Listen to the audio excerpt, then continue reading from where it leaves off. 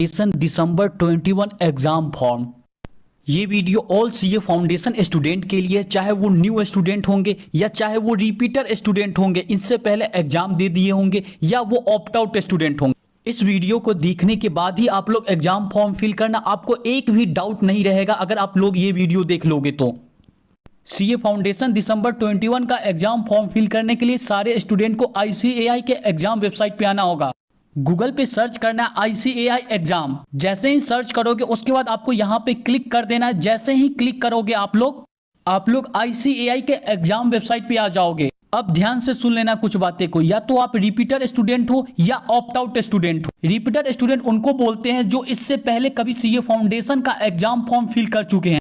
Repeater student and opt out student को यहाँ पे लॉगिन आईडी और पासवर्ड देकर के लॉगिन करना होगा। आप लोग चेक कर लेना आपके जीमेल में पासवर्ड, लॉगिन आईडी, पासवर्ड होगा।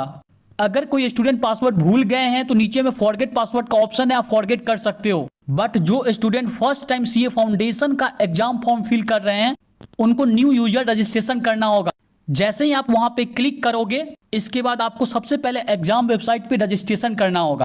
यहाँ पे लिखा हुआ एग्जामिनेशन, तो आपको फाउंडेशन सेलेक्ट कर लेना है। जैसे ही फाउंडेशन सेलेक्ट कर लोगे उसके बाद लिखा हुआ सेलेक्ट प्रीफिक्स। आपका रजिस्ट्रेशन नंबर किस से स्टार्ट है, CRO, NRO, WRO, जिससे भी रजिस्ट्रेशन नंबर स्टार्ट होगा उसको आपको सेलेक्ट कर लेना है। तो इस स्टूडेंट का WRO से स्टार्ट है तो मैं WRO सेलेक्ट कर लेता हूं। इसके साइड में आपको रजिस्ट्रेशन नंबर लिखना है, नंबर का 7 डिजिट लिखना है। देखो WRO तो लिख दिए, WRO के बाद जो भी नंबर होगा उसको यहां पे लिख देना है 7 डिजिट नंबर का। तो मैं लिख करके आगे बढ़ता हूं। इसके बाद आपको अपना डेट ऑफ बर्थ सेलेक्ट करना है। सबसे पहले डे है, उसके बाद मंथ है, उसके बाद ईयर है, इसको सेलेक्ट करके आगे बढ़ना है। उसके बाद प्राइमरी ईमेल यहाँ पे देना है, वही ईमेल देना जो आप सीए फाउंडेशन में रजिस्ट्रेशन करते समय दिए हो। सबसे पहले डोमेन नेम सेलेक्ट करना था, यहाँ पे मैं gmail.com सेलेक्ट कर लिया हूँ। उसके बाद आपको जीमेल आईडी यहाँ पे लिख देना है। इसके बाद यहाँ पे आपको सेकेंडरी मेल पूछेगा, ईमेल आईडी पूछेगा, उसको इग्नोर कर देना। उसके बाद आपको रजिस्टर्ड मोबाइल नंबर जो कि आपको सीए फाउंडेशन में रजिस्ट्रेशन करते समय लिखे थे वही यहाँ पे लिखना है। फर्स्ट जो प्राइमरी ईमेल का बॉक्स होगा उसमें आपको जो भी ईमेल आईडी है लिख देना, साथ में @gmail.com मत लिखना क्योंकि डोमेन नेम में आप सेलेक्ट कर चुके हो। री इंटर प्राइमरी ईमेल में आप पूरा लिखना जो भी आपका ईमेल आईडी होगा, उसके बाद @gmail.com जरूर लगाना।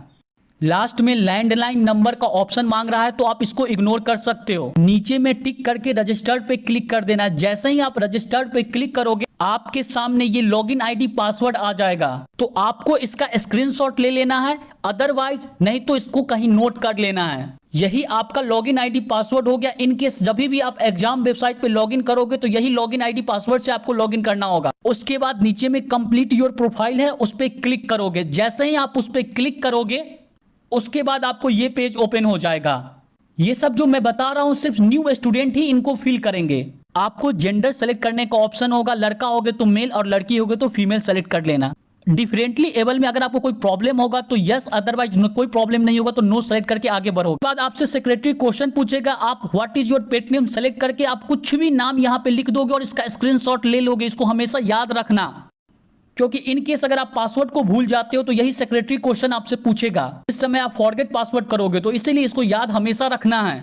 अगर आपका परमानेंट एड्रेस और कॉरेस्पॉन्डेंस एड्रेस सेम होगा तो यहाँ पे टिक करके आगे बढ़ जाना है। उसके बाद सेव डिटेल पे क्लिक करना है। जैसे ही क्लिक करोगे 1 मिनट आपको कंट्री और स्टेट सेलेक्ट करना है, तो आप यहाँ पे कंट्री और स्टेट को सेलेक्ट कर लेना। जैसे ही कंट्री और स्टेट को सेलेक्ट करने के बाद यहाँ पे सेव डिटेल कर देना। जैसे ही सेव डिटेल करोगे और फिर से आपको लॉगिन आईडी पासवर्ड शो करेगा। अभी तक आप स्क्रीनशॉट नहीं लिए होगे तो ले लोगे और गो टू योर डैशबोर्ड पे क्लिक कर दोगे। आपका एग्जाम वेबसाइट पे रजिस्ट्रेशन सक्सेसफुल हो गया। अब आपको एग्जाम फॉर्म फिल करना है। देखो यहाँ पे आपको ईमेल वेरिफिकेशन करने को बोलेगा और मोबाइल नंबर वेरिफिकेशन करने को बोलेगा। ईमेल का ओटीपी आपको ईमेल के स्पैम बॉक्स में मिल जाएगा। ईमेल का ओटीपी आपके ईमेल पे नहीं आ रहा है और मोबाइल नंबर का भी ओटीपी आपके मोबाइल नंबर पे नहीं आ रहा है तो आप सीए फाउंडेशन एग्जाम बाद भी इसको वेरीफाई कर सकते हो। कोई जरूरी नहीं है कि आपको अभी वेरीफाई करना। आप अगर ईमेल को वेरीफाई अभी नहीं करना चाहते हो तो नॉट नाउ करके आप आगे बढ़ जाओगे।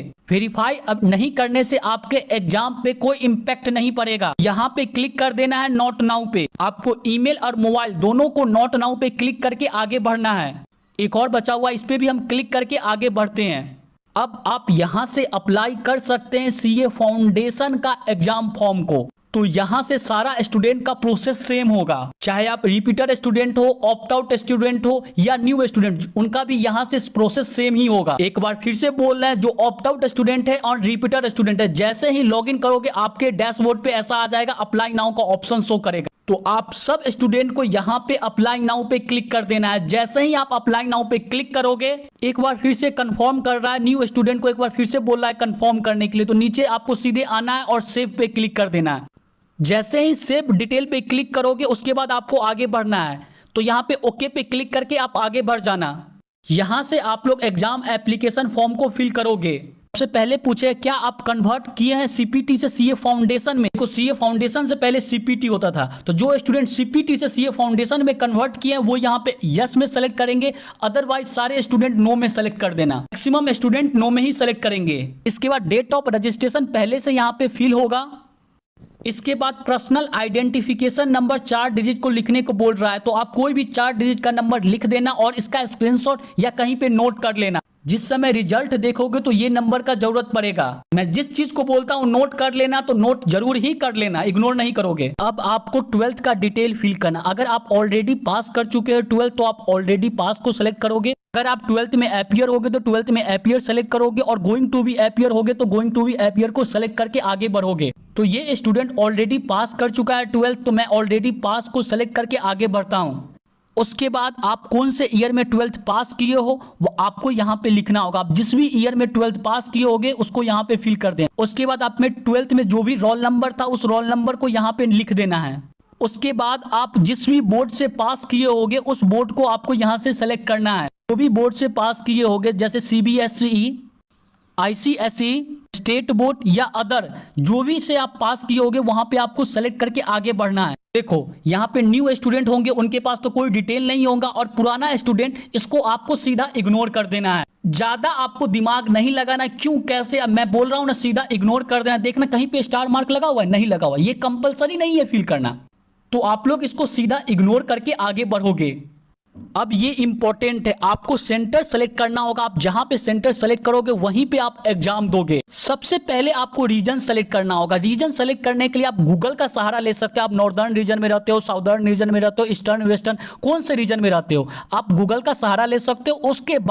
इसके बाद आपको सिटी या जोन सेलेक्ट करना है। जिस भी सिटी को सेलेक्ट करोगे आप उसी सिटी में आप एग्जाम दे पाओगे। ये दोनों को आपको अच्छे से सेलेक्ट करना है। अब प्लीज कोई कमेंट में मत पूछ देना कि मैं कौन से रीजन में रहता हूं, नॉर्दर्न में, साउदर्न में, वेस्टर्न, ईस्टर्न, किस में रहता हूं। आप इसका सहारा गूगल से ले सकते हो कि ये लिखना कि कौन सा स्टेट कौन से रीजन में आता है। आप गूगल पे लिखना कि बिहार कौन से रीजन में आता है तो आपको आ जाएगा, या वेस्ट बंगाल को कौन से रीजन में आता है तो वहां पे आपको मतलब गूगल आंसर दे देगा। जैसे ही आप लोग सिटी सेलेक्ट करोगे उसके बगल में आपको डिटेल एड्रेस आ जाएगा कि सेंटर आपका कहां पड़ने वाला है।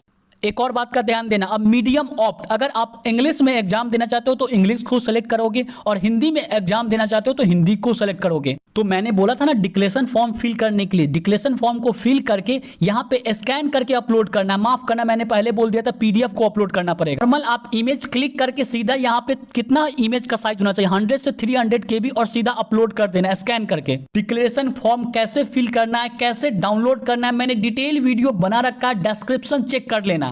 बिना डिक्लेरेशन फॉर्म को आप सेव एंड प्रीव्यू नहीं कर सकते हो। तो इसका ये मतलब हुआ डिक्लेरेशन फॉर्म कंपलसरी है। जैसे ही आप यहाँ पे डिक्लेरेशन फॉर्म को अपलोड कर दोगे उसके बाद आप सेव एंड प्रीव्यू करना।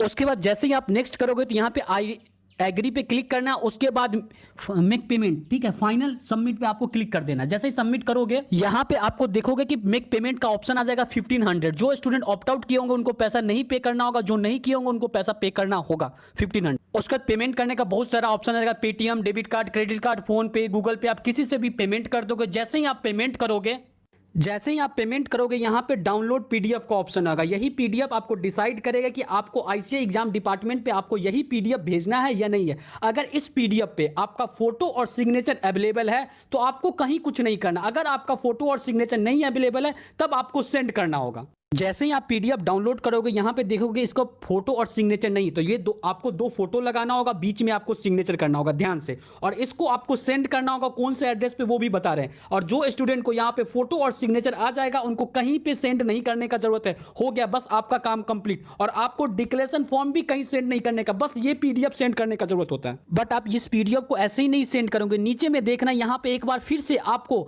आईसीआई से किसी भी मेंबर से साइन करवाना होगा, सीएस सीएस सीएम या कोई भी गजेटेड ऑफर या एजुकेशनल हेड डिपार्टमेंट से यहाँ पे आपको साइन करवाना होगा। उसके बाद ये पीडीएफ को स्पीड पोस्ट करना होगा, कौन से एड्रेस पे हम बता रहे हैं, लेकिन जो स्टूडेंट को यहाँ पे फोटो और सिग्नेचर आ जाता है उनको कहीं पे सेंड नहीं करना। अब स्टूडेंट के मन में डाउट होगा, जिनसे डिक्लेरेशन फॉर्म पे साइन करवाए उनसे ही इस पीडीएफ पे साइन करवाए। जी नहीं, कंपलसरी नहीं, आप किसी से भी साइन करवा सकते हो, जो भी गैजेटेड ऑफिसर है, आईसीआई के मेंबर है या एजुकेशनल हेड डिपार्टमेंट है, किसी से। एक एग्जांपल देख लो, इस स्टूडेंट का फोटो और सिग्नेचर दोनों अवेलेबल है। अगर आपका फोटो और सिग्नेचर होगा तो आपको कहीं सेंड करने का जरूरत नहीं होगा। अब आपका फोटो और साइन नहीं आएगा तो आपको इसी एड्रेस पे आपको स्पीड पोस्ट करना होगा। कोई स्टूडेंट आईसीएआई के नियरेस्ट ब्रांच जाकर के सबमिट करना चाहते हो तो वो भी जाकर के सबमिट कर सकते हो, अदरवाइज आप ये एड्रेस पे स्पीड पोस्ट कर देना। अगर आप लोग चाहो आपका सारा डाउट क्लियर हो गया तो एक थैंक यू कमेंट में जरूर लिखना। एग्जाम फॉर्म फिल करने का आखिरी डेट 30 सितंबर है विदाउट लेट फाइन। अगर आप लेट फाइन 600 एडिशनल पे करोगे तो आप 3 अक्टूबर तक आप एग्जाम फॉर्म फिल कर सकते हो। आपके एग्जाम से रिलेटेड बहुत सारा वीडियो आने वाला इस चैनल पे, तो चैनल को सब्सक्राइब कर दो ताकि आपको एक भी इंपॉर्टेंट अपडेट या अनाउंसमेंट मिस ना हो पाए। हेलो फ्रेंड्स, आपको अगर ये वीडियो काम आई होगी तो इस चैनल को सब्सक्राइब करें, लाइक करें एंड कमेंट करें।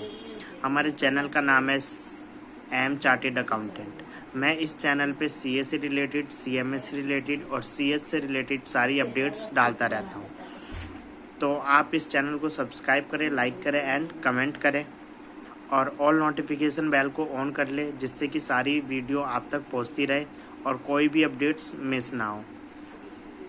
तो मिलते हैं अब नेक्स्ट वीडियो में। थैंक यू दोस्त, thank you students and thank you all of you.